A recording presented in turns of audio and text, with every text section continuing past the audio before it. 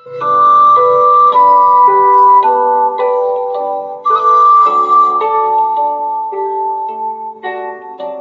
this video, we'll start the new chapter, The Earth and Beyond. The Earth and Beyond means जो चीजें अर्थ से बाहर है. हम लोग इस चैप्टर में क्या क्या पढ़ेंगे, लेट्स सी. हम लोग इस चैप्टर में गैलेक्सीज के बारे में पढ़ेंगे, स्टार्स के बारे में पढ़ेंगे, ठीक है. उसके बाद हम लोग कॉन्स्टलेशंस के बारे में पढ़ेंगे. कॉन्स्टलेशंस इज जो स्टार्स के थ्रू डिफरेंट हमारे पास शेप्स बनती हैं. उसके बाद हम लोग पढ़ेंगे सोलर सिस्टम के बारे में. सोलर सिस्टम के अंदर जो डिफरेंट प्लैनेट्स हैं उनके बारे में कि हर प्लैनेट की क्या प्रॉपर्टी है, ये पढ़ेंगे. और हम लोग पढ़ेंगे उसके अलावा आर्टिफिशियल और नॉन नेचुरल सैटेलाइट्स, स्टार्स और प्लैनेट कैसे एक दूसरे से डिफरेंट हैं. तो मैं आपको साथ साथ ही कुछ इंपॉर्टेंट पॉइंट्स, मार्क्स भी बताती जाऊंगी, वो भी आप लोग मार्क कर लेना. तो लेट्स स्टार्ट. तो सबसे पहले हमारे पास आता है व्हाट इज हेवनली बॉडी और सेलेस्टियल बॉडीज. हेवनली बॉडी और सेलेस्टियल बॉडीज क्या होती हैं? जैसे स्टार्स, मून्स, जो हमें एक अनइमेजिनेबल वास्ट गैलेक्सी में दिखता है. वो कौन सी गैलेक्सी है? मिल्की वे. ठीक है. हम लोग जिस गैलेक्सी में हम लोग जिसमें रहते हैं वो that is also milky way. We know that milky way में क्या क्या एग्जिस्ट करता है? स्टार, प्लैनेट्स, एस्ट्रॉइड्स और भी हेवनली बॉडीज. अब जो इतनी बड़ी बड़ी बॉडीज है इसकी वजह से हम लोग एग्जैक्ट साइज मिल्की वे का नहीं बता सकते कि मिल्की वे कितनी बड़ी है. Next topic is galaxies. Galaxies क्या होती हैं? अब हमारे जो यूनिवर्स है उसमें इतने काउंटलेस ग्रुप ऑफ स्टार्स हैं, तो वो एक एक ग्रुप को हम लोग क्या नाम देते हैं? Different galaxies. So let's read. Our universe contains countless stars which exist in groups called galaxies. Other than stars, a galaxy also contains other heavenly bodies such as planets, moons. ठीक है. इसके अलावा हमारे पास हेवनली बॉडीज और क्या क्या होती है? गैलेक्सी में होती है प्लैनेट, मून्स. और अच्छा, आपको पता है मून्स क्या होता है? कौन सी सैटेलाइट होती है moons? You must red in. Yes, moons कौन सी होती है? Natural satellites. ग्रेविटेशनल फोर्स होती है जो इन बॉडीज को उन्हीं गैलेक्सी में रखता है. ग्रेविटेशनल फोर्स क्या होती है? एक अट्रैक्शन वाली फोर्स होती है जो चीजों को अपनी तरफ अट्रैक्ट करता है. In short, we can say that galaxy is a cluster of stars and other heavenly bodies held together. So galaxy क्या है? Cluster of stars and other heavenly bodies that are held together. उसके बाद आगे अब जो galaxies होती है mostly occur in elliptical and spiral shapes. Elliptical और स्पाइरल शेप कौन सी होगी? ये होती है हमारी इलिप्टिकल और ये होती है हमारी स्पाइरल शेप. ठीक है.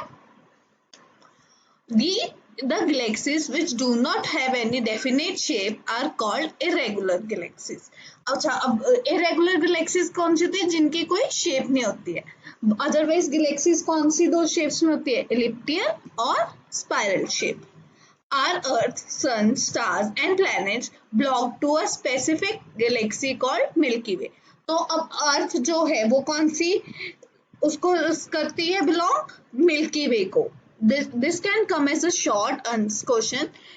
Earth belongs to which galaxy, Anish? Milky Way galaxy. Yeah. And it is a spiral-shaped galaxy containing billions of stars situated at variable length from each other with a bulge in the center. तो अब ये क्या बोल रहा है कि milky वे को उसने डिस्क्राइब किया है. मिल्की वे कैसी है? स्टार्स हैं, ठीक है, जो वेरिएबल लेंथ पे सिचुएट है और एक बल्ज है जो सेंटर में है. और मिल्की वे की शेप कौन सी है? Spiral shape. ये शेप है हमारी मिल्की वे की.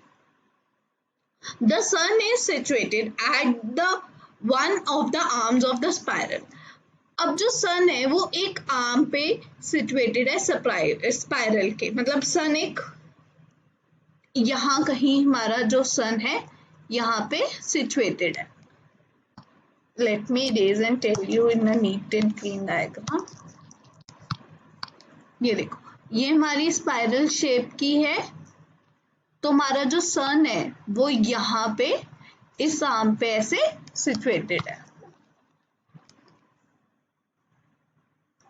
The Milky Way is about 1 lakh light years across.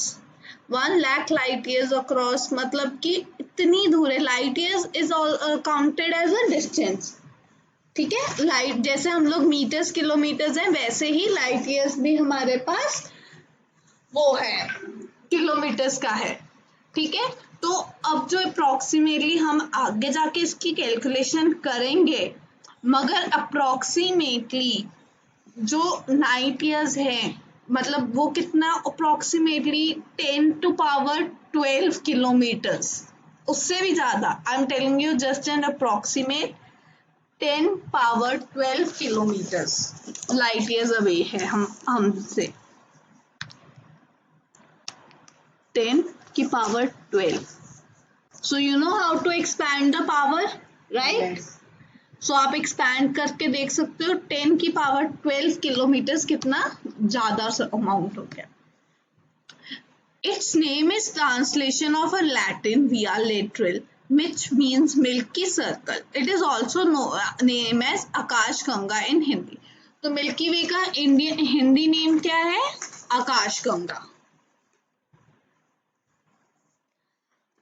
अब फैक्ट फाइल क्या है? All the objects in universe are continuously moving with high speed.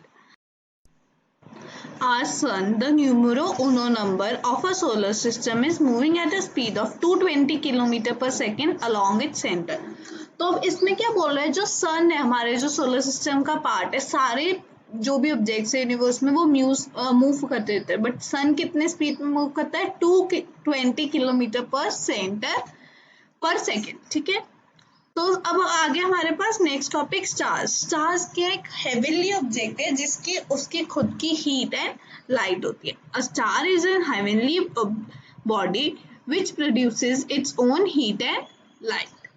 अब apart from the man made light of the city, one can see thousands of stars twinkling in the sky at night, ठीक है। जब रात को इतनी हम लोग light है, बट रात को आप जब छत पे जाओगे, देखोगे, स्काई पे देखोगे, तो आपको इतने न्यूमरस ट्विंकलिंग लाइट्स दिखेंगी, ठीक है। वो क्या है? स्टार्स है हमारे पास। तो अब एडवांस टेलीस्कोप के थ्रू हम लोग वो थाउजेंड्स ऑफ स्टार्स को देख सकते हैं, और ये भी देख सकते हैं वो कैसे ट्विंकल कर रहे हैं, मतलब जगमग जगमग, okay? These stars appear to twinkle because of the atmosphere of the earth as well as the tremendous distance from the earth. अब हमें ये twinkling क्यों दिखती है? This is an important point. Why do we see twinkling of stars? क्योंकि हम लोगों को अर्थ का जो एटमॉस्फेयर है, ठीक है, वो और एक ट्रेमेंडस डिस्टेंस ऑफ अर्थ की वजह से ये इस करके हमें ट्विंकलिंग ऑफ स्टार दिखती है। अब कैसे हम लोग डिस्टिंग्विश कर सकते हैं कि वो साइजेस? तो हर स्टार के डिफरेंट साइज होता है, और डिफरेंट लेंथ पे हम वो डिस्टेंस पे अर्थ से होती है। One distinguished characteristic of star is that they exist in different sizes. Among them, some stars are smaller than the sun, while some are larger than the sun. तो अब जो सन है, आपको पता है सन भी एक क्या है? स्टार है, क्योंकि सन की खुद की हीट और खुद की लाइट होती है, ठीक है। अब काफी स्टार्स तो ऐसे जो हम लोग देखते हैं वो अर्थ से छोटे होते हैं, बट कुछ स्टार्स ऐसे भी हैं जो अर्थ से भी बड़े हैं। बट वो बड़े स्टार्स हमें क्यों नहीं दिख पाते? हो सकता है वो स्टार्स बड़े हो, मगर वो जितना दूर हमसे सन है उससे भी ज्यादा दूर हो हमसे, ठीक है। Similarly their colour also different. तो सबसे पहले हम लोग कैसे डिस्टिंग्विश कर पाए स्टार्स को? उनके साइज के बेसिस पे। अब दूसरा डिस्टिंग्विश कैसे कर पाए? उनके कलर के बेसिस पे। कुछ स्टार्स येलो कलर के होते हैं, ठीक है, कुछ स्टार्स ब्लू कलर के होते हैं, और कुछ red and white dull colour के होते हैं, ठीक है।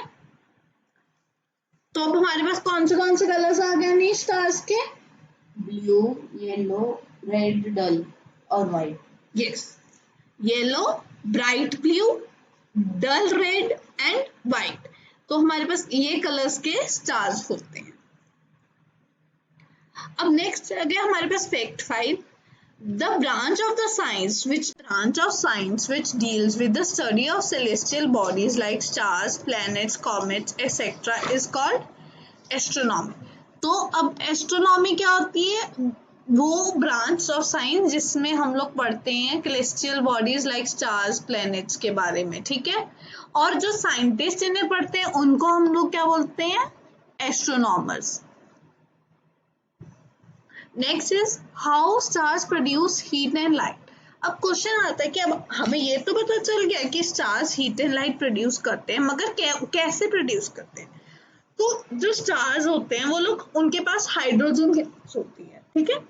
वो हाइड्रोजन गैस बहुत हाई टेम्परेचर पे होती है, और जब हाइड्रोजन गैस बहुत हाई टेम्परेचर में होती है तो वो कंबाइन करके क्या बनाती है? हीलियम। और वो हीलियम की वजह से जो एनर्जी रिलीज होती है, उस एनर्जी की वजह से हमारे पास हीट और लाइट पैदा होती है। ओके, तो हीट और लाइट कैसे होती है हमारे पास स्टार्स में produce? Stars contains large volume of hydrogen gas at very high temperature. At this temperature hydrogen atoms combine to form helium atom. तो इसमें क्या बोला है? जब इतना हाई टेम्परेचर होता है तो जो हाइड्रोजन आइटम्स होते हैं वो कंबाइन करके क्या बनाते हैं? Helium atoms. और इसकी वजह से क्या होती है? एक huge amount of energy form होती है, जो in a form of heat and light. अब जो the fusion of hydrogen gas within the core of stars make them glow at night. तो अब जो फ्यूजन है इनका हाइड्रोजन गैस का होता है, उससे क्या होता है? स्टार्स ग्लो करते हैं रात पे। डू स्टार्स मूव और not? This can be understood by doing a following activity. अब ये देखना कि जो स्टार्स हैं वो अपनी पोजीशन से मूव करते हैं या नहीं करते, उसके लिए हम एक एक्टिविटी कर सकते हैं। अब आप क्या करोगे? When you'll go at night at the terrace और कुछ सिलेक्ट करोगे ग्रुप ऑफ स्टार्स को। Now observe their position for couple of hours taking intervals of 15 to 20 minutes। तो आप मतलब 1-2 घंटे के लिए उनकी पोजीशन नोट करोगे हर 15-20 मिनट के बाद। तो आपको क्या लगेगा? आप उनकी फिर पोजीशन देखोगे, क्या वो सेम पोजीशन पे थे? नहीं, वो आप देखोगे वो थोड़ा सा मूवमेंट उनमें हुई भी होगी, ज्यादा नहीं, नासी थोड़ी सी मूवमेंट हुई होगी। Now the next is measuring distance among bodies. कि अब आप कैसे मेजर करोगे कि हेवनली बॉडीज जो है हमारी, अर्थ, मून, प्लैनेट्स, डिफरेंट स्टार्स कितने डिस्टेंस में है? तो हम लोग उसके लिए एक स्पेशल यूनिट यूज करते हैं, कौन सा? Light year. ठीक है, the distance between various heavenly bodies in the space is extremely large. Measuring such long distance in kilometre is very difficult, क्योंकि डिस्टेंस इतना बड़ा है कि हम लोग उसे किलोमीटर्स में इजिली डिस्टेंस को नहीं कर सकते। Thus, astronomers express the distance in the space by using special units called light years। ठीक है, तो अब इसमें हमारे पास लाइट ईयर्स की डेफिनेशन आ गई कि स्पेस में डिस्टेंस उसको मेजर करने के लिए जो स्पेशल यूनिट्स है वो कौन सी है? Light year. A light year means the distance travel by a light in 1 year। कि 1 साल में डिस्टेंस कितना ट्रेवल कर सकती है लाइट, उससे हम लोग लाइट ईयर निकाल सकते हैं। We know that light travel at the speed of 3 lakh kilometres per second. तो हम लोगों को इतना पता है कि लाइट का स्पीड क्या है? 3 लाख पर किलोमीटर पर सेकेंड। तो अब हम लोग डिस्टेंस ट्रेवल निकाल सकते हैं लाइट का ईयर में, 1 साल में। कैसे निकालेंगे 1 साल में डिस्टेंस लाइट की स्पीड? ठीक है, उसके बाद 1 साल में कितने दिन है? 365 डेज। फिर 1 दिन में कितने घंटे हैं? 24 घंटे हैं। फिर 1 घंटे में कितने मिनट्स हैं? 60 मिनट्स हैं। 1 मिनट में कितने सेकेंड हैं? 60 सेकेंड। तो अब इसका आप टोटल करोगे तो see what a huge amount comes out. ठीक है, अब हम लोगों ने क्या किया है? इतने ढेर सारे जीरोस को हम लोगों ने पावर में कन्वर्ट कर दिया। तो हमारे पास आंसर क्या आ गया? 9.46 × 10⁻12 किलोमीटर। ठीक है, तो अब हम लोग इसको अप्रोक्सीमेशन करके हम लोग क्या यूज करते हैं, 9.5 into 10⁻12 is considered. So 1 light year is equals to how much kilometer approximately? 9.5 into 10⁻12. Sun, the nearest star to Earth, is 8.3 light minutes away from the Earth. तो अब अर्थ से सन कितना दूर है, 8.3 light minutes. It means the distance between the earth and the sun is equal to the speed of light multiplied by the number of seconds in 8.3 minutes. तो अब इसका मतलब क्या हो गया, हम लोग डिस्टेंस कैसे निकालेंगे सन और अर्थ का? लाइट की स्पीड कितनी है, 3 लाख किलोमीटर, ठीक है। उसके बाद 8.3 मीटर्स, 8.3 मिनट्स, कितने में हमारे पास जो मिनट्स हैं, इंटू 60 कितने हैं, सेकेंड्स। तो हमारे पास अप्रोक्सीमेटली कितना आ जाता है, 15 करोड़ के अप्रोक्सीमेटली 15 करोड़ किलोमीटर कंसीडर कर सकते। It also implies that light from the sun takes 8.3 minutes to reach the earth. अब इसका मतलब ये भी हुआ कि जो सन है, अर्थ लाइट, सन की जो लाइट है, जो सन की जो रोशनी है, वो 8.3 मिनट्स लेती है अर्थ तक पहुंचने के लिए। Similarly, the second nearest star to the earth is Proxima Centaurea, ठीक है। उसके बाद सेकेंड नियरेस्ट स्टार, मतलब सबसे पहले नियरेस्ट कितना है, 8.3 लाइट मिनट्स। उसके बाद सेकेंड नियरेस्ट स्टार कितना दूर है, 4.3 light years. So you need to remember these points. It means the light from this star takes 4.3 years to reach the earth. मतलब इसका मतलब क्या हुआ, 4.3 years लगते हैं इस लाइट को अर्थ तक पहुंचने के. Other units to measure distance in space. अब और कौन से यूनिट्स है हमारे पास जिससे हम लोग डिस्टेंस को यूज कर सकते हैं, वो है astronomical unit. Other than light year हम लोग कौन सा यूज करते हैं, एस्ट्रोनॉमिकल यूनिट, ठीक है.